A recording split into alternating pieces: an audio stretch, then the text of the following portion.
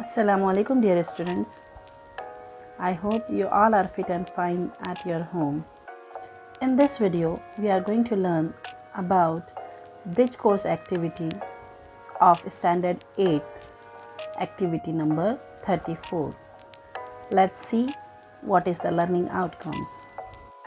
Learning outcomes means इस activity के बाद या इस template के बाद आपको किन चीज़ों पर महारत होंगी या वो कौन से स्किल्स हैं जो आपके अंदर इस एक्टिविटी के बाद डेवलप होंगे वो बताया जाता है। Attempt creative writing in different forms, stories, poem, skits, dialogues, cartoons, jokes, playlets etcetera.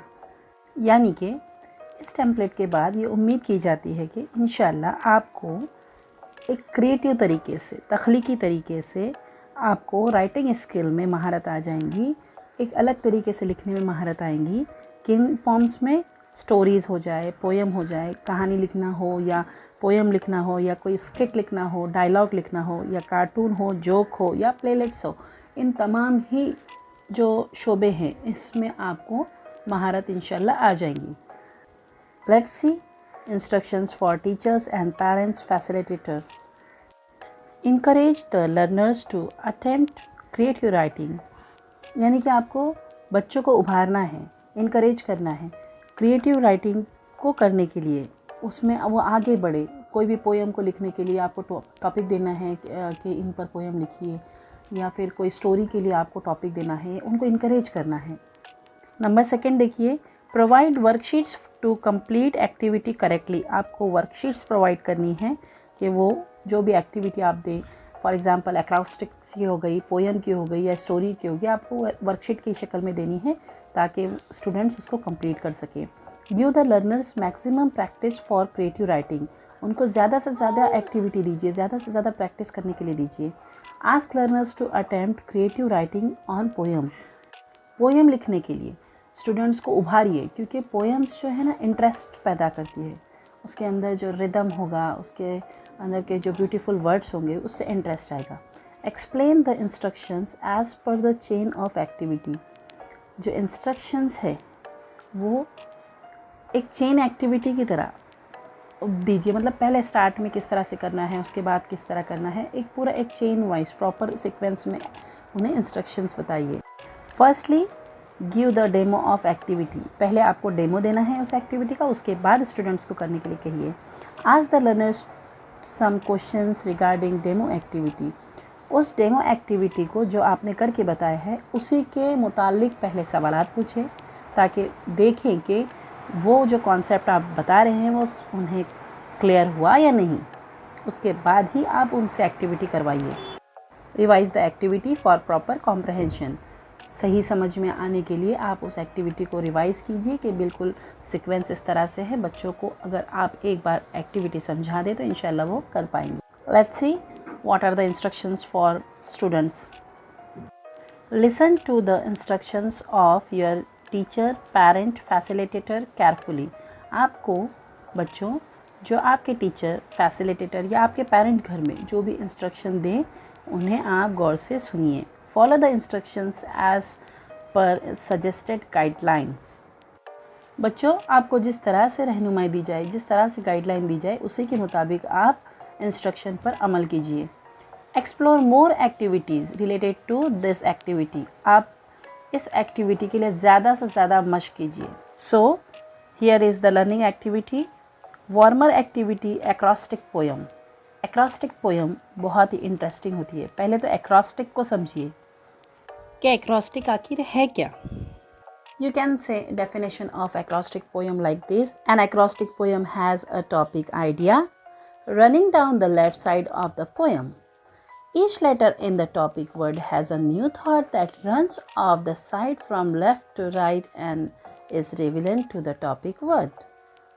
इसका मतलब ये हुआ बच्चों कि ये एक ऐसी चीज़ होती है जिसमें कि एक टॉपिक आइडिया दिया हुआ होता है। उस टॉपिक आइडिया के मुताबिक आपको लेटर्स को लेफ़्ट से राइट की तरफ लिखना होता है। यानी कि जो लेटर्स होंगे वो आपको लेफ़्ट में लिखकर उस टॉपिक आइडिया के लेटर्स को लेफ़्ट में लिखकर उसकी डेफिनेशन को, उसको एक्सपांड जो व्यूज़ होंगे उसको आपको राइट में लिखते जाना है। डियर स्टूडेंट्स, यहाँ पर आपको स्प्रिंग एक्रोस्टिक पोएम के लिए 3 आइडियाज़ दिए हुए हैं। इन तीनों आइडियाज़ को आपको कंप्लीट करना है एक्रोस्टिक पोएम की मदद से। देखिए यहाँ पर हमें 3 कॉन्सेप्ट दिए हुए हैं। फर्स्ट है स्प्रिंग, सेकेंड है पडल, थर्ड है ब्लूम। तो हम फर्स्ट यूज़ करते हैं स्प्रिंग। बच्चों, स्प्रिंग यानी कि मौसम बहार। अब इस थॉट का एक्रोस्टिक इस तरह से बनेगा।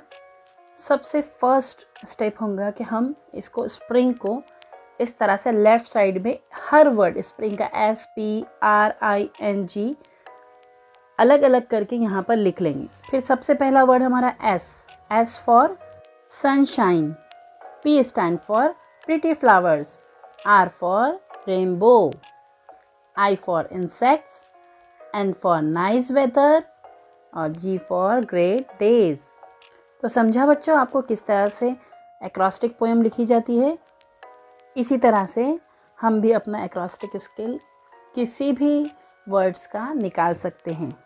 अब नेक्स्ट वर्ड देखिए पडल। पडल यानी जो एक ज़मीन में हल्का सा गड्ढा पड़ जाए तो जो पानी थोड़ा सा जमा हो जाता है, स्पेशली रेन वाटर बोल लीजिए, या फिर जो जिसे हम उर्दू में जोहड़ कहते हैं, या फिर एक कॉमनली पूल कह सकते हो आप, तो इसे कहते हैं पडल।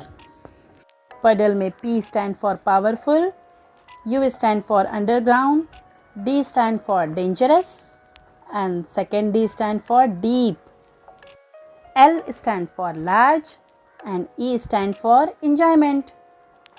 अब नेक्स्ट है ब्लूम। अब आपको स्प्रिंग और पडल तो समझ में आ गया होगा। अब ब्लूम को आप खुद सॉल्व करने की कोशिश कीजिए। बच्चों, इसी तरह से आप अपने खुद के नाम की या किसी भी कॉन्सेप्ट की एक्रोस्टिक स्केल बना सकते हो, है ना आसान। तो अब आप ब्लूम की खुद बनाइए और कमेंट सेक्शन में भी मुझे बताइए कि आपने किस तरह से लिखा है। Okay, move to the next. After warmer activity, take rhyming line activity given below. अब ये आपकी एक्टिविटी एक्रोस्टिक पोएम की हो जाने के बाद आपको यहाँ पर राइमिंग लाइन एक्टिविटी करनी है। राइमिंग लाइन एक्टिविटी मतलब कैसे कि आपको यहाँ पे कुछ लाइंस दिए हुए उसके राइमिंग लाइंस बनाने हैं। राइमिंग मतलब हम काफिया वाले। अब यहाँ पर देखिए पोएट्री वर्कशीट दी हुई है। Instructions, right a rhyming line below each beginning line. Try to make it similar in rhyming and related to the first line. अब आपको क्या करना है, सिमिलर राइमिंग लाइन भी करनी है और related to first line, first line से रिलेट करते हुए राइमिंग लाइन करनी है। So number 1, look over there, I see a goat and here is my beautiful coat. हो गया ना राइमिंग, गोट और कोट। नेक्स्ट देखिए, there is a light, here is a flight. What was that thing I just ate? I reached my home very late. She said she has a new pet. A doctor who treats the animals called vet. Number 6 देखिए, I hope that someday I can see. I am scared with honeybee. तो समझ में आ रहा है आपको किस तरह से करना है। तो नंबर 6 और 7 आप खुद कीजिए, आपको बहुत इंटरेस्ट आएगा। मुझे तो बड़ा मज़ा आ रहा है इस एक्टिविटी को करने में। ऐसे लग रहा है कि बस करते ही जाओ इस एक्टिविटी को। आप इन दोनों को कीजिए और कमेंट सेक्शन में मुझे आंसर बताइए। नेक्स्ट देखते हैं बच्चों, प्रैक्टिस दी हुई है आपको माई फ्रूट शेप पोएम। माई फ्रूट शेप पोएम, इसमें आपको 2 पिक्चर बताई हुई है। एक जगह आपको एप्पल बना के दिया हुआ है, सेकेंड में आपको पियर दिया हुआ है। अब आप इन हिसाब से पिक्चर्स के अकॉर्डिंग आपको पोएम लिखनी है। फॉर एग्जांपल मैं एप्पल की बताती हूँ, आप पियर की लिख लेना। देखिए एप्पल किस तरह से लिख सकते हैं। A is for apple, round and sweet, red, yellow and green apples, so good to eat. Apples crunchy, apple sweet, so good to eat. है ना इंटरेस्टिंग आइडिया। इसी तरह से आप पियर की लिख लीजिए। बच्चों, इस एक्टिविटी को कराने का मकसद ये कि आपकी राइटिंग स्किल, आपकी क्रिएटिव थिंकिंग स्किल जो है वो बढ़े, तो आप इसको ज़रूर करना। अच्छा, अब बच्चों देखो यहाँ पर एक्सटेंशन एक्टिविटी में आपको यहाँ पे बताया हुआ है कि आज the student to attempt creative writing for writing poems on different topics. यहाँ पर मदर डे के लिए आपको कुछ fill in the blanks type आपको कुछ लाइंस दिए हुए हैं। आपको ये दीक्षा ऐप की मदद लेकर और ख़ुद की थिंकिंग को स्ट्रॉन्ग करके आपको ये पोएम की लाइंस को कंप्लीट करनी है। तो आप इसके लिए दीक्षा ऐप की मदद ले सकते हो और इन लाइनों को कंप्लीट कीजिए। देखिए लास्ट में, My takeaway today I learned how to write poem creatively. I am able to write poem on various themes creatively. आज हमने सीखा कि किस तरह से पोएम क्रिएटिव तरीके से लिख सकते हैं, किस तरह से लिखी जाती है, और इसके बाद में इंशाल्लाह हम जो है आगे किसी भी थीम पर, किसी भी कॉन्सेप्ट पर हम पोएम्स या कोई भी हमारी राइटिंग है क्रिएटिवली हम लिख सकते हैं इंशाल्लाह। तो आपको अच्छी लगी बच्चों आज की एक्टिविटी? अगर वीडियो अच्छी लगी हो, समझ में आया हो, तो प्लीज़ लाइक कीजिए, शेयर कीजिए और सब्सक्राइब कीजिए। अल्लाह हाफ़िज़।